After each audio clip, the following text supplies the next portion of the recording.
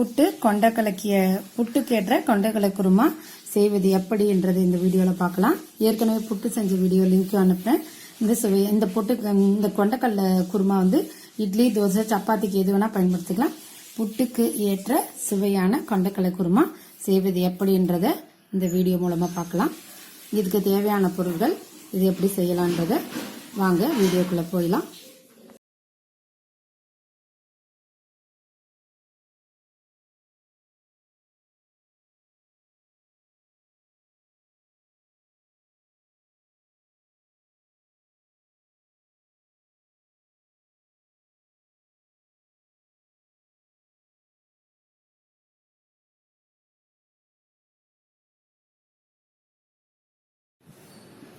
கொண்டக்கடலை குழம்புக்கு தேவையான பொருட்கள்: தேங்காய் ஒரு மூடி திருவி வச்சுக்கோங்க, இஞ்சி இதே மாதிரி குட்டி குட்டியா நறுக்கி வச்சுக்கோங்க, தக்காளி, வெங்காயம் போடுவீங்கன்னா ஒரு 4 இல்ல 5 வெங்காயம் எடுத்துக்கோங்க.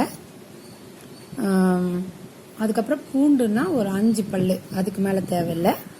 சின்ன வெங்காயம் எடுத்துக்கிட்டிங்கன்னா இன்னும் பெட்டரா இருக்கும். பட்டை, சோம்பு, கிராம்பு இது உங்களுக்கு தேவையான அளவு தான். கொண்டக்கடலை நைட்டே ஊற வச்சுட்டு இப்போ 2 விசில் விட்டு எடுத்து வச்சிருக்கேன்.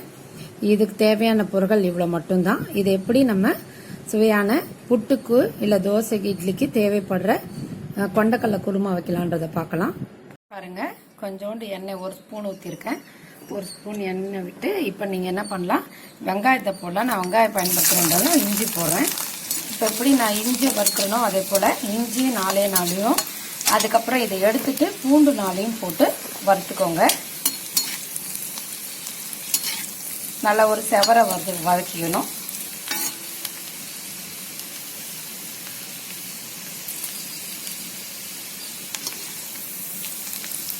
இங்க பாருங்க, இதை போல இஞ்சி செவரை வறுத்துக்கோங்க. வறுத்து எடுத்து வச்சுக்கலாம். இந்த சமயத்துல இதே போல இந்த இடத்துல எண்ணெயில கொஞ்சோண்டு பூண்டு 4 இல்ல 5 பல்லு பூண்டை மட்டும் போட்டு 4 இல்ல 5 பல்லு பூண்டை மட்டும் போட்டு இதை போல வறுத்து எடுத்து வச்சுக்கோங்க. தீய விட்டுறாதீங்க, அதுதான் ரொம்ப முக்கியம்.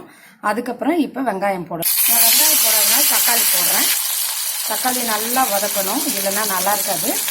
இப்பயே 2 கருவேப்பிலையும் போட்டுக்கலாம்.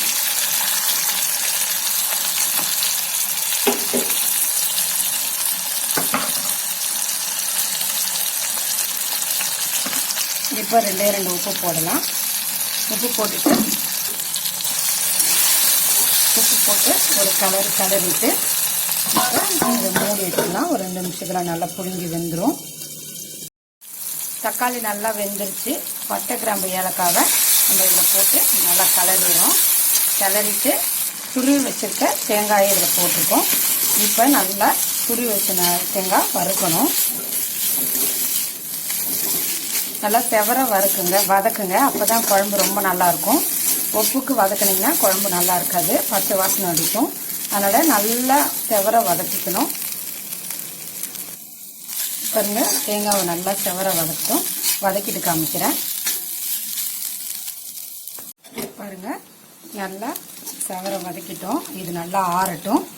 ஆறுனதுக்கு நம்ம மிக்சியில் அரைச்சிட்டு இந்த நேரத்தில் நீங்கள் வதக்கி வச்சிருக்க பூண்டு, இஞ்சியும் இதுக்குள்ளேயே போட்டுருங்க. போட்டுட்டு இதை ஆற விடுங்க. ஆற விட்டு அரைச்சிட்டு சமைக்க ஆரம்பிக்கலாம். வறுத்து எடுத்து வச்சது ஆறிடுச்சு. தேவையான அளவு உப்பு போட்டுக்கிறோம். கொஞ்சம் மஞ்சள் பொடி, மிளகா பொடி, இதுவும் தேவையான அளவு. இது எல்லாத்தையும் மிக்சியில ரொம்ப நைஸா அரைச்சிக்கலாம். பாருங்க, நல்லா நம்ம நைஸா அரைச்சிட்டோம். இது கொண்டக்கடலை வேக வச்ச தண்ணி. இதுல மறுபடியும் கொண்டக்கடலை போடுறோம். அரைச்சி வச்ச விழுதுகளை இதை கொட்டிடலாம். பாருங்க, இது கூட உங்களுக்கு தேவைப்பட்டா நீங்க உருளைக்கிழங்கு போட்டுக்கலாம். எங்க வீட்டுல யாரும் போட வேணும், நான் எதுவும் போடல. இது இவ்வளவு தண்ணியா இருக்கிற மாதிரி தான் தெரியும். இன்னும் ஒரு 2 விசில் வைக்கணும். காரணம் என்னன்னா, முன்னாடி மாதிரி பருப்பு எல்லாம் டக்குன்னு வேகிறது இல்லை. முன்னெல்லாம் நான் ஒரு விசிலே வைக்க மாட்டேன். வெறுமனே குழம்புல தேங்காய் அரைச்சி ஊற்றுவேன். அது ஒரு விசில் வச்சாலே நல்லா பூ மாதிரி வெந்துடும்.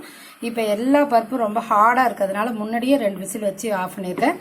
இப்போ பருப்பு இதெல்லாம் போட்டு 2 விசில் வைக்க வேண்டியிருக்கு. அப்போ இன்னும் நல்லா வேகும் போது கொஞ்சம் குழம்பு தடிப்பாயிடும். அதனால இதை மூடி வச்சுட்டு ஒரு 2 விசில் வைக்கலாம். பாருங்க, குழம்பு 2 விசில் வச்சு ஆஃப் பண்ணியாச்சு. பாருங்க, கொஞ்சம் குழம்பு திக்காக இருக்கும். கூட பாருங்க நல்லா வெந்திருக்கு பார்த்தீங்களா. அதுக்காக தான் 2 விசில் தாராளமாக விடுங்கன்னது. குக்கர் ஆஃப் பண்ண பிறகு ஒரு 2லேருந்து 3 நிமிஷம் நல்லா கொதிக்க விடுங்க. அப்போ தான் அதில் இருக்க பச்சை வாசனை போகும். நல்லா பச்சை வாசனை போகட்டும். பாருங்க குழம்பு ரெடி ஆயிடுச்சு. இப்போ தாளிச்சதை கொட்ட போகிறோம். தாளிச்சதை கொட்டிட்டு நம்ம நல்லா கலரி விட்டுட்டோம் அப்படின்னா பாருங்க அந்த அளவு குழம்பு தண்ணியாக இருக்காது, சரியான அளவில் இருக்கும். ரொம்ப திக்காக வேணும் அப்படின்னா நீங்கள் இன்னும் கொஞ்சம் திக்காக கூட தண்ணி கம்மி பண்ணிக்கிட்டிங்கன்னா திக்காயிடும். எங்களுக்கு கொஞ்சம் தண்ணியாக இருந்தால் பரவாயில்ல, அப்போ தான் கொஞ்சம் நல்லாயிருக்கும். ரொம்ப திக்காக இருந்தாலும் நல்லா இருக்காது குழம்பு, புட்டு மாதிரி. இப்போ இதை வந்து தோசை கூடையோ இட்லி கூடையோ புட்டு கூடையோ சாப்பிடும்போது ரொம்ப நல்லாயிருக்கும்.